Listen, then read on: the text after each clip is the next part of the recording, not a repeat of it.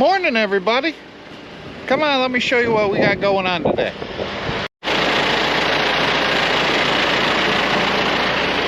I got this tractor warming up right now because we are going to start doing oil changes. And, well, most of you know, it's easier to do an oil change when the motor's warm.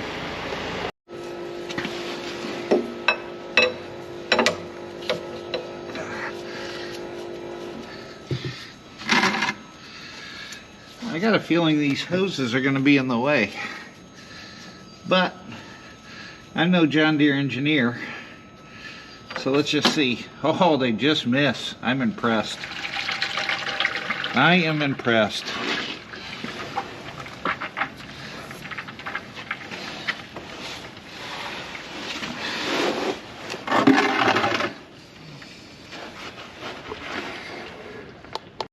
We are officially in that time of the year where we're doing oil changes on tractors, greasing them, cleaning the cabs, going through them with a fine-tooth comb to make sure they're good to go come springtime. Well, technically I guess it is springtime. Going through, make sure they're good to go for planting season, let me put it that way. This is the first tractor I'm servicing. The only reason I'm doing this one first is because, well, it was easy to get to. I have to kind of, as I'm doing oil changes, I have to unpack the barn. As you can see, it's pretty packed in there. So, I figured this tractor was right up front because this is the one I plow garbage with. So yeah, that's where we're at. We're going to get this one serviced. We'll change the oil filter, fuel filters, air filters, cab filters, clean the cab, vacuum it, wash it down. We'll grease it, check the hydraulic fluids, and kind of just go over everything and make sure it's good to go. This is our newest tractor. We bought this last February, so a year ago. We bought this tractor and all the services were done to it when we bought it. So we didn't have to service anything on this last year other than throw some grease in the loader throughout the year. So this is the very first scheduled maintenance for this tractor for us to do it. And by the way, this is just a safety tip. And this is just what I do personally.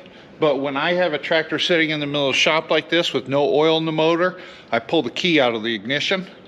That way, if I happen to have to leave, get called away to do something, and someone shows up to the barn and wants to move the tractor, they'll get in it and realize there's no key, and sit there and go, why is there no key in it?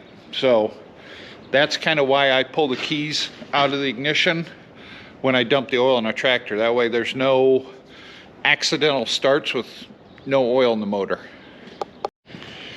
I got new oil in it, oil filter in it. I always take a paint marker and I write the date that I changed the oil and how many hours are on the engine. We have 415 hours on this engine right now. When we bought the tractor, it had 330. So technically we only put about 85 hours on this tractor for that last service. In theory, oil needs to be changed on tractors every 100 hours. So technically this quite wasn't ready, but that 100 hours is kind of a rule of thumb. The big tractor, we change the oil once a year on all these. The big tractor I think has 113 hours, don't quote me, but I think it's about 113 hours on the last service. The planting tractor is at about 110, right in there. So, I mean, those kind of go over a little bit, and this one was kind of under. I'm a firm believer in changing the oil once a year on everything anyway. Whether it needs it or not, change the oil once a year. Oil guys are going to argue with me, but I'm a firm believer that the viscosity of oil breaks down over the course of a year. So, if it's been a year, change the oil. Doesn't cost that much in comparison to a new motor. It's not worth the risk in my book. And you oil guys, until you're paying our bills, I'm going to do what I keep doing. I mentioned earlier in this video, I kind of go over the whole tractor to make sure everything's good and kosher, and so we don't have any breakdowns during planting season. And when I say that, what I do is, you know, I'm checking the belt to make sure it's got plenty of tension on it, making sure there's no cracks in the fan belt, making sure there's no oil leaks anywhere, no coolant leaks. I'm making sure the coolant level is full, and this one is full. So I just kind of go over everything and look at it all. I mean, for the extra 10 minutes it takes you to go over the whole machine, it saves you a lot of grief later in the season from a breakdown. It's preventative maintenance. This machine is almost ready to go. I notice the hydraulic oil is just a tad low. I'm gonna go grab some lunch because my tummy's rumbling and it's noon.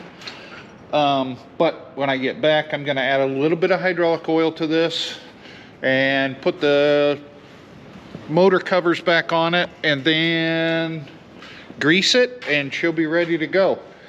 So it only needs, I don't know, about a half hour's more worth of work, and then this tractor is ready to go. All the filters, oil filters have been changed, fuel filters, air filters, oil's been changed. I've went over it, I've swept the cab out.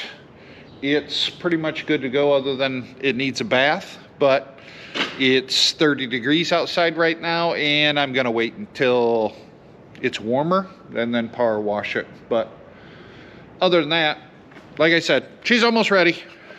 Time to eat. Oh yeah, oatmeal cookie. Delicious. You know, I don't know if I'm a huge fan of these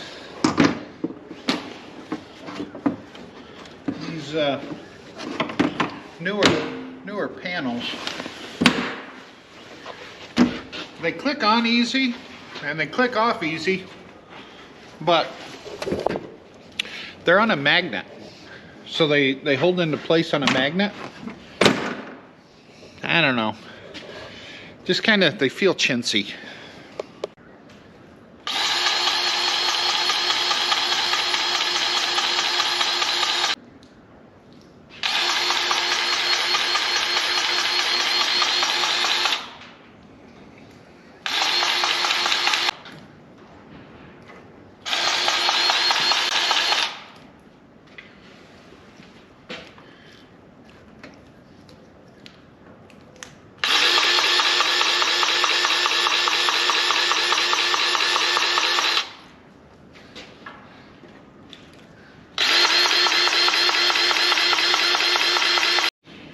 You know, greasing a loader, I get. You got a lot of moving parts and everything, but they've been putting a lot of these sealed bearings and stuff on farm equipment for a while now, and I'm not completely sold on the sealed bearings. In a vehicle, like a pickup truck or a car or something like that, I get it. I get the sealed bearings because not a lot of people do maintenance on them. But on farm equipment, such as like the disc, the disc chisels, things like that, that's got constantly moving through the field, and they've got dirt coming up and splashing on them quite a bit. I am not convinced that sealed bearings are the way to go with those. A lot of people swear by the sealed bearings because you don't have to grease them and blah, blah, blah. You still have to look at those bearings. You have to take time out of your day to inspect the bearings to make sure they're still good. So at that point, why not just throw a grease gun on them, you know? And then you know they're lubricated properly. That's kind of my feeling on them. I understand, you know, sealed bearings are supposed to be maintenance free, blah, blah, blah, but you still have to check them, especially on farm equipment. There's a lot of dust and dirt and everything else that's going up there, and like if you're in a muddy conditions and mud builds up around those seals, you're still getting worn seals there, and dirt can get into them bearings and then they're ruined. At least with a greasable bearing, you know you're in the dirty conditions, you can put a few squirts of grease in there and force that dirt back out of there, and you have fresh grease in there. So, and I understand the seals, if the seals go bad, then the bearing's going to be bad regardless, whether it's a greasable or non-greasable.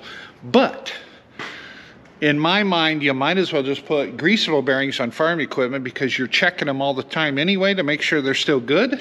So why not check them and throw some extra grease in it? But that's just my opinion. I kind of felt like I was talking in circles there.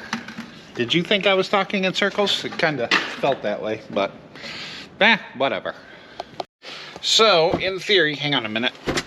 You guys all right? I had to use my other hand to move the steering wheel down. In theory, this tractor should be done.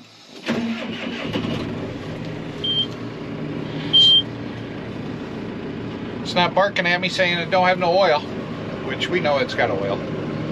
So I can pull this out of the barn now. I did spill just a little bit of oil on the floor, so I'm gonna have to put a little oil dry on that, but that's all right. Fortunately, we have a lot of oil dry around the farm, so I just got to sweep it up here and get it on the oil spot.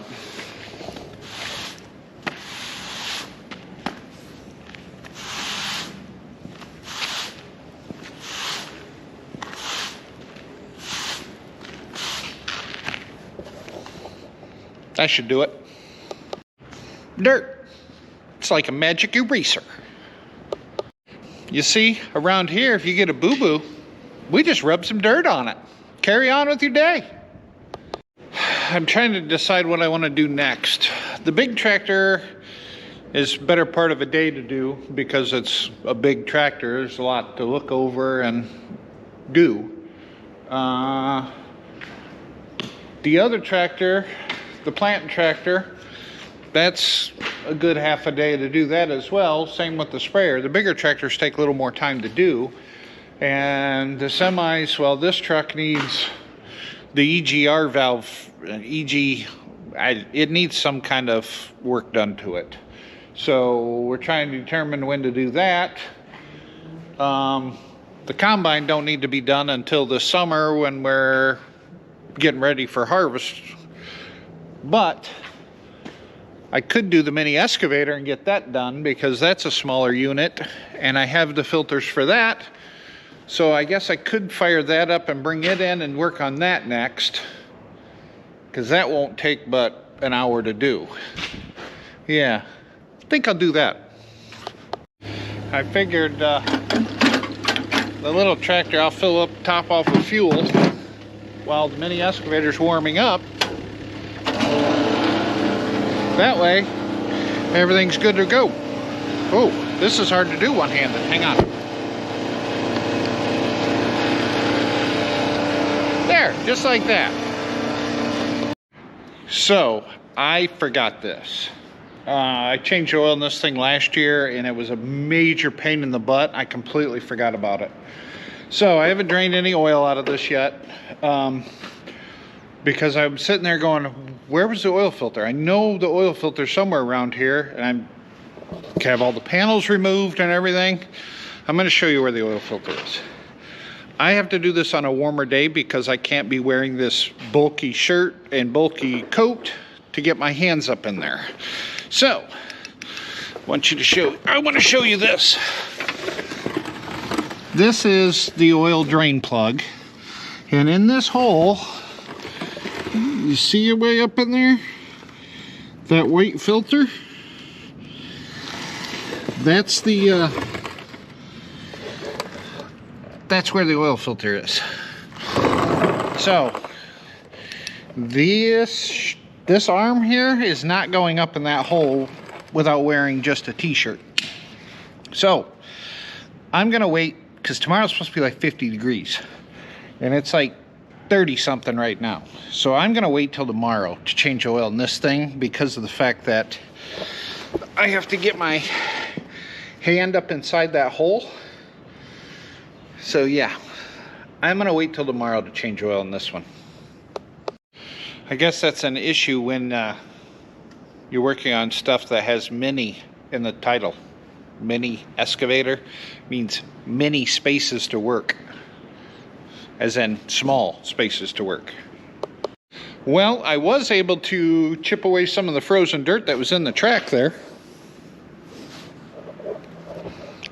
Garbage. So, all right, I'm gonna call it a day, I guess. I've got some stuff to do at home. So I'm gonna let this sit. I will do this tomorrow when it's 50 degrees out versus now when it's 30 something. And yeah, we'll do that, because then we'll get this out of the way. We can get the big tractor out and start working on some of these bigger pieces of equipment. So, thanks for watching. We'll catch you in the next one. Okay, one last thing real quick. One of the things I wanted to get done at home was to clean the garage up a little bit, because it's a mess from being all winter working on motorcycles, things like that. But just so you know, I was able to get all the horses out today and let them bask in the sunlight.